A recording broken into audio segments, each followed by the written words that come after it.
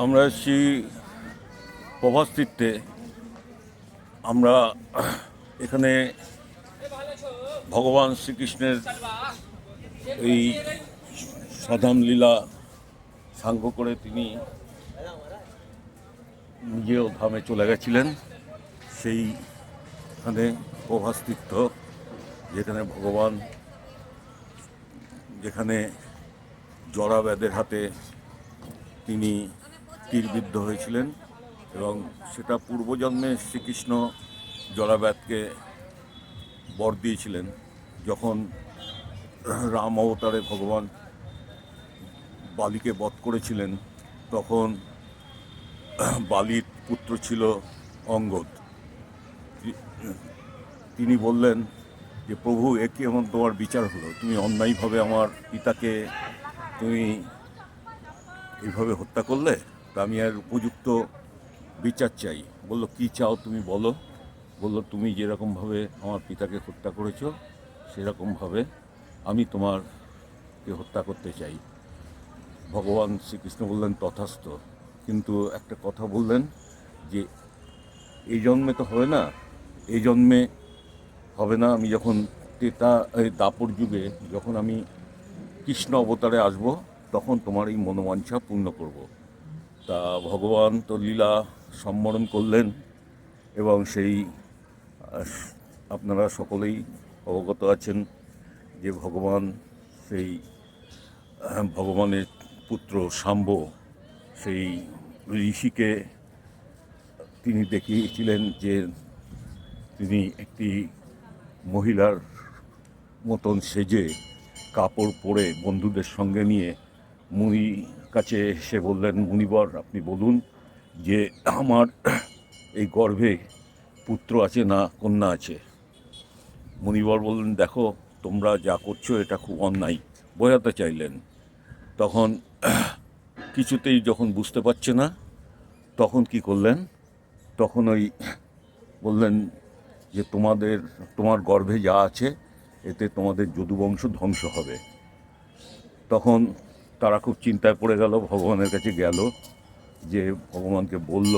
ভগবান বললেন যে, দেখো, কর্মফল সকলকেই ভোগ করতে হয়, কাজে কর্মফল তোমাদের ভোগ করতে হবে সকলকে।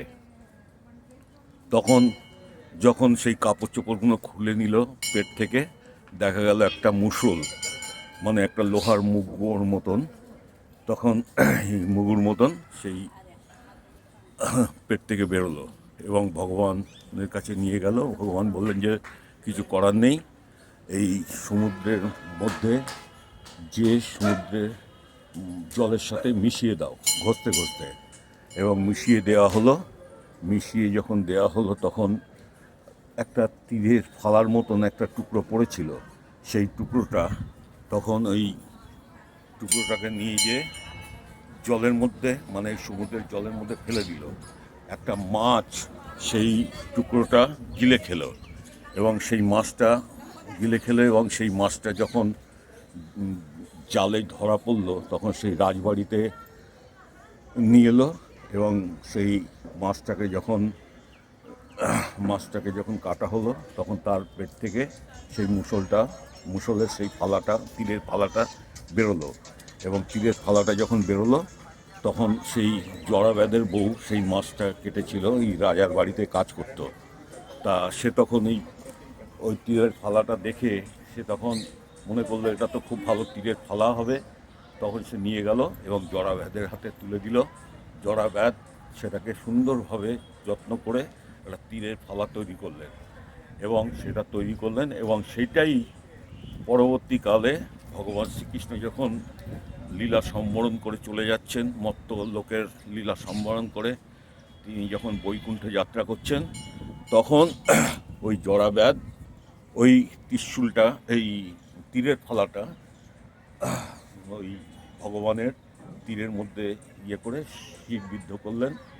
এবং ওই পায়ের মধ্যে পাটা এমনভাবে এই যে গাছটা এখানে দেখালাম, এই যে ওখানে গাছটা রয়েছে, এই গাছটা এখন সেই গাছটা কিনা জানি না, তবে ওখানে একটা তৈরি করা আছে যে ওই গাছটাই বলছে কিন্তু সে তো এটা তো কলিযুগ। তা সেটা তো হচ্ছে দাপর যুগের ব্যাপার। দাপর যুগ শেষ হয়ে কলিযুগে পদার্পণ করছে, ভগবান লীলা সম্বরণ করছেন। তা গাছটা সম্বন্ধে কনফিউশন আছে, মানে এটা আমার মনে হয়। তো যাই হোক, সেটা বিতর্কের ব্যাপার।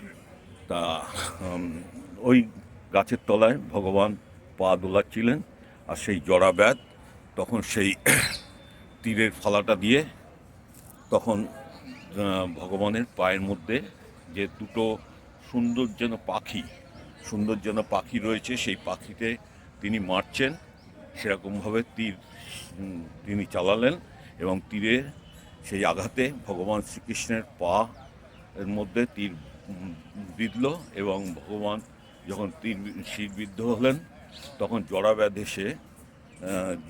এসে তখন ভগবানকে দেখলেন, তিনি কাঁদতে লাগলেন, জড়াব্যাধ কাঁদতে লাগলেন যে প্রভু আমি এ কী করলাম। বললো, জড়া, তোমার এর জন্য তুমি দুঃখ করো না, তার কারণ আমি তোমাকে বর দিয়েছিলাম যে তোমার হাতে আমি শিরবিদ্ধ হয়ে আমি এই পৃথিবী থেকে আমি মত্তধামের লীলা সম্বরণ করে আমি চলে যাব। তা সেই লীলা সম্বরণ করে চলে গেলেন। সেই জায়গাটা হচ্ছে এই প্রভাসতীর্থ। আমি যাব, মন্দিরে যাব, মন্দিরে এখনো যাইনি, ভেতরে ঢুকবো। তা এই হচ্ছে কাহিনী। আমি আসছি, এই কাহিনীটা একটু বললাম।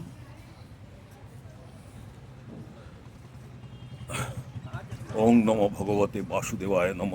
ওং নমো ভগবতে বাসুদেবায় নম। ওং নমো ভগবতে বাসুদেবায় নম। হরি ওং তস্সৎ, হরি ওং তস্সৎ, হরি ওং তস্সৎ।